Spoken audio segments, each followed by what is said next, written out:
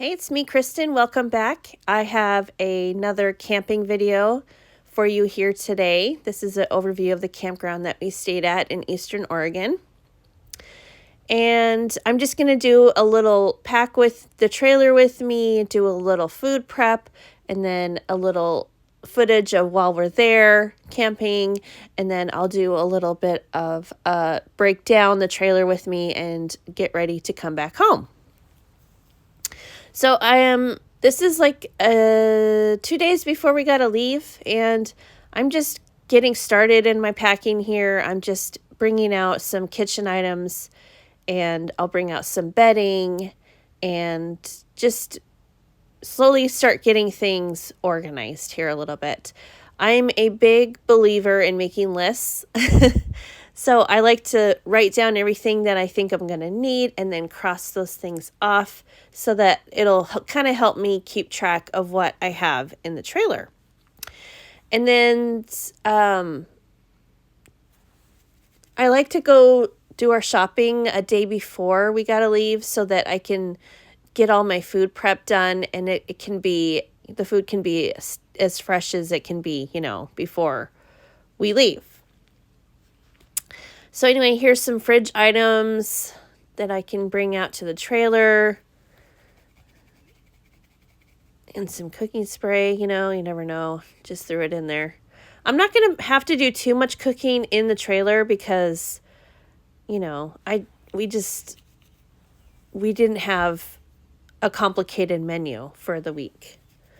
I only needed 4 meals. So, I didn't have to pack too much here, really. It didn't pack as much as, I usually do. I usually overpack a little bit, but I didn't do it too bad. In the end, it was fine. So in this clip here, I am prepping some frozen pudding pops for my husband. I'm using sugar-free pudding, chocolate, and butterscotch. I'll link this recipe in the description. It's really easy though. So just get whatever pudding you want to use. You don't have to use sugar-free, but I am. And whatever flavors you want, then prepare them according to the package directions. Only you're going to use a little less milk than the package instructions because you want them to be a little creamier. So I went a little shy. I went like a 1/4 cup shy of what the recipe said on the back, or the instructions said on the back. I'm using whole milk also. Usually I'll use 2%, but we want these to be creamier, so the recipe instructed to use whole milk instead. So here are the puddings. This is just after I mixed them together and they started to thicken. So then I transfer spoonful by spoonful, alternating between the 2 puddings, into this Ziploc bag. And then when I squeeze this out into the popsicle molds, it'll be kind of swirled. The 2 flavors will be swirled together. And it looks pretty cool actually.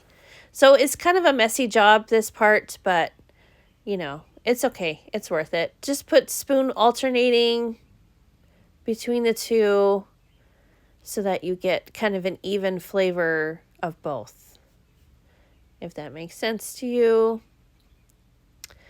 But yeah, my husband has diabetes, and I wanted to make him a treat to eat too, because the kids and we like to have our treats, and I just wanted him to have something too. So I saw this recipe on Pinterest, and I thought, hey, I want to try that. It looks good. Looks like a good little summer treat here. Yeah, we're supposed to get 100-degree weather here coming up this 4th of July weekend. It's pretty crazy here in Oregon. It's going to get hot. I hope my flowers will make it. Whew, gotta stay on top of that watering twice a day in the summer when it gets really hot. But anyway, I'm just doing that. And I have these popsicle molds here. I got those on Amazon. And I really like them, actually. I will link them for you also in the description box if you want to get some for yourself.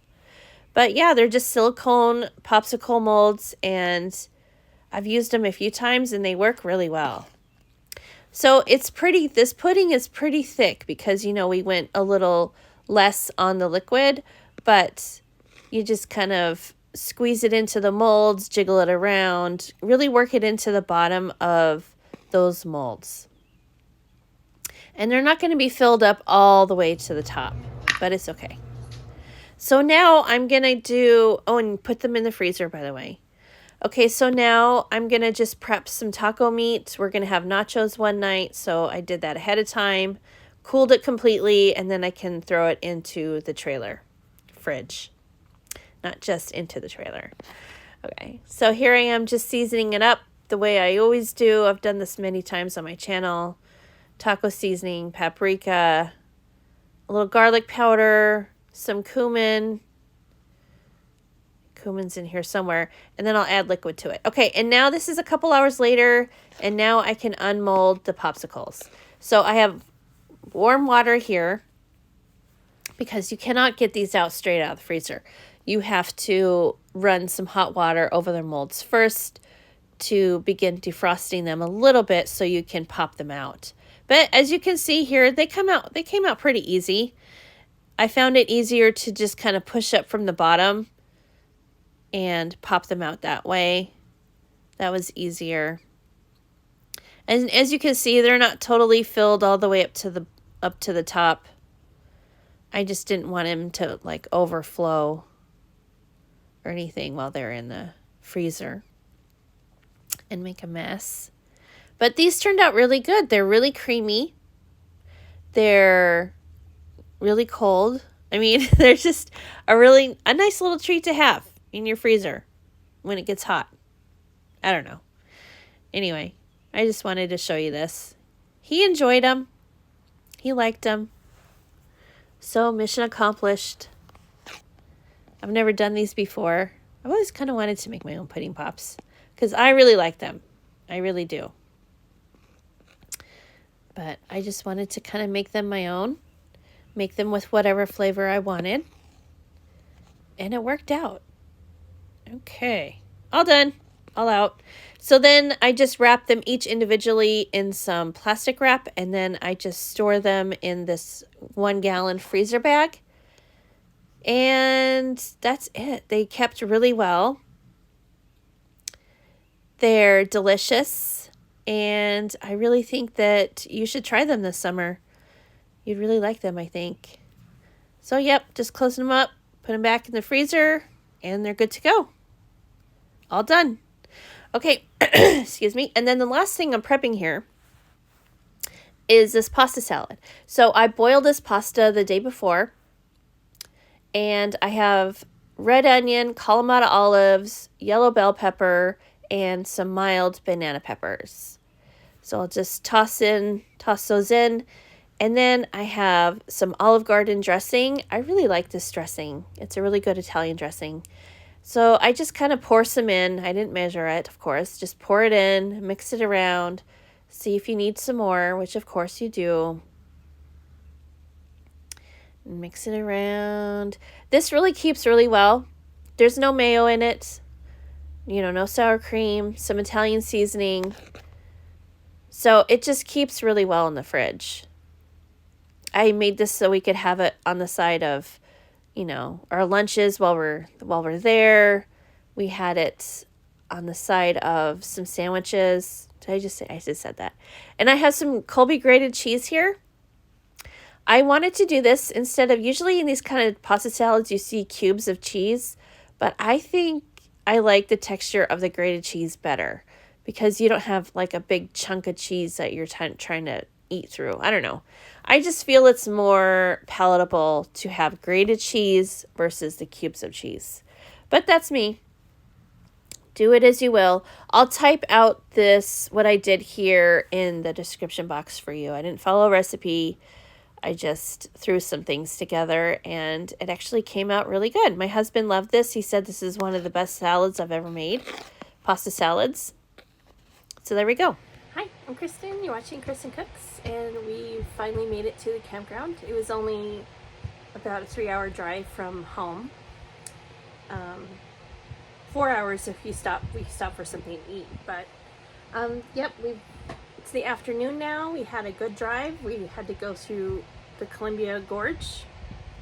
We're in Eastern Oregon right now, and the weather is great. And we're just relaxing and winding down after our trip here.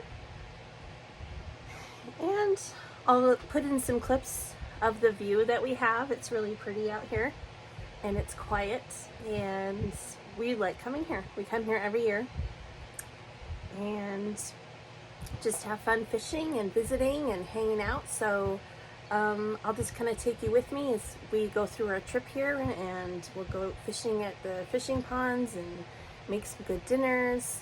So I'll just see you in the next one, okay? I'll see you at the next dinner. Let's say that. Okay, bye. Hi, welcome back. So it's morning time here in the trailer. Ready for the day. And today we are going to do a different breakfast on my channel here. I haven't done this one before, but it's called SOS, or chip beef on toast, which is how I grew up with this breakfast. My grandma used to make it, and she called it chip beef on toast, but then I got together with my husband and he calls it SOS. So you can Google what that says. I'm not going to say it on my channel, but so this is what we're going to use. I'm sorry it's backwards, but it's called dried beef. And give me a piece. My daughter's here helping me this morning. And it looks like this. Well, give me one that's not ripped. It looks like this. It's just really thin slices of beef. And you can get this stuff in the, which aisle was it? Isn't it with like chili? Yes, yes. Like in the grocery store, we got this, we shop at Fred Meyer. That's the store that's... It's a Kroger store. Yeah. And yes, it was on the roast, what did you say again? Chili, like mac and cheese, like that kind of aisle. Chili, mac and cheese, that kind of aisle. The soup. Wasn't it the soup aisle? Yeah, and like the box. Yeah. Mac and cheese. So it's not, it's just on the shelves. It's shelf stable. Put it in the fridge after you open it. And it tastes really good, but it's really, really, really salty. I have to tell you that right there. When I make this, I don't season it's a gravy really. It's a gravy. And I don't season it until like the meat has cooked and it's in there, and then I taste it, and then I'll see if it needs some seasoning. But this stuff is probably salty enough. I won't need to add any extra salt. So what we're going to do here, I'm going to stop this, and I'm going to turn the camera on. Okay. So what we're going to do here, oh, can you turn the burner on, please? Which one is it? So this one. This one. Turn it to like... Light? Yep. Yay, good job.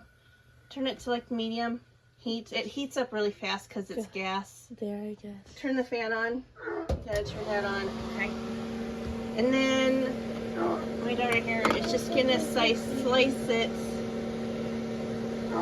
into nice little chunks, you know, pleasant little chunks. And we also love these knives that she's cutting with here. It's Farberware. Farber. And show them the other ones. And they come in like really like different sizes. There's a serrated knife, a paring knife, and a smaller slicing knife, like all kinds. And they're really sharp, and we really like having them out here in our camper. These just stay out here all the time. So anywho, back to the beef. So we're gonna just do that, and then can you put a little bit of oil in the pan? Here. And there. Where? Where is it? Oh, it's right. There you go. And get me the beef bouillon, please. It's chicken, by the way. Chicken, I mean. Okay. So then we're just gonna put a little splash of rooney. Okay. And then we're gonna crisp this up a little bit, and then we'll continue on with the recipe. All right, so getting the beef crisped up a little bit. It won't get real crispy in the pan, but. And now I'm going to put together the chicken bouillon. I should have used beef too in place of, but it was fine. It's fine, whatever. I will type out this recipe in the description because it's just something I've always made. I don't really follow a recipe for it.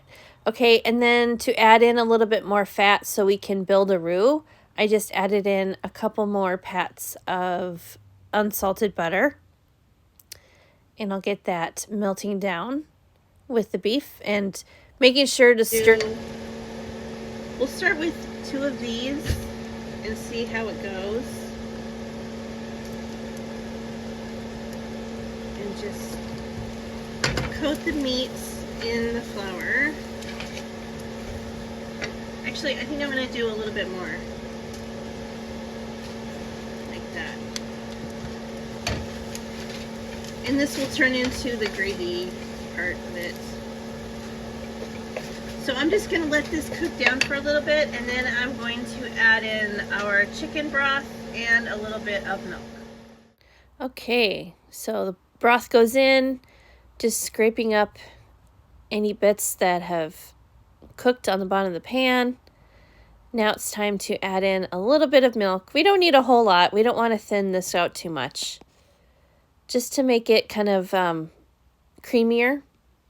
A little bit creamier of a gravy.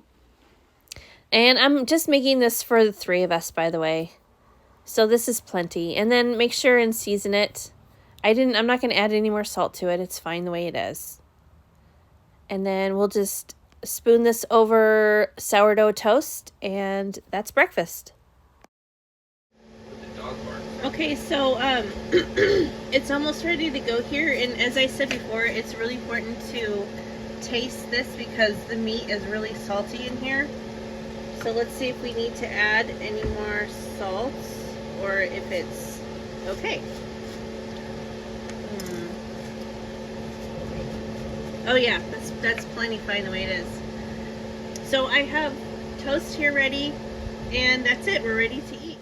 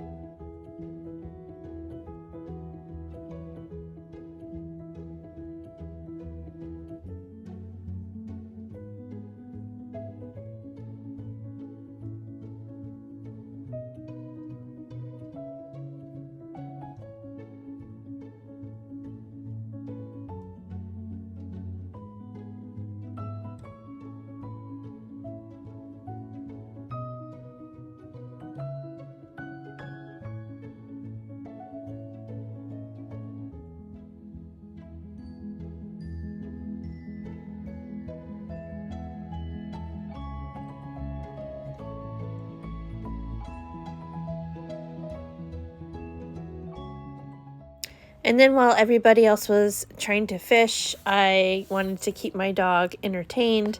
So we went for a little walk around the area.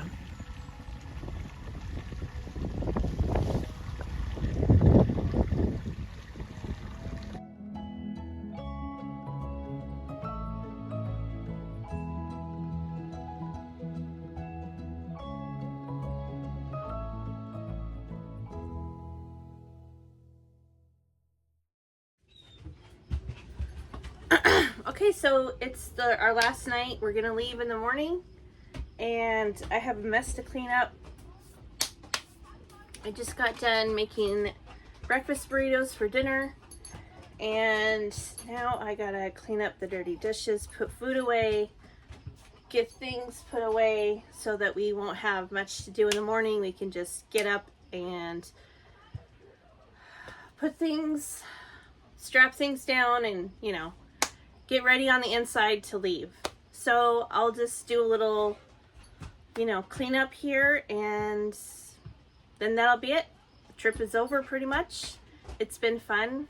The weather is pretty nice. It's been quite windy today though, but it's okay. It's been a relaxing, fun time, just like we expected and like we have every year. So we're excited to come back next year and do it all over again. So I'm gonna get going.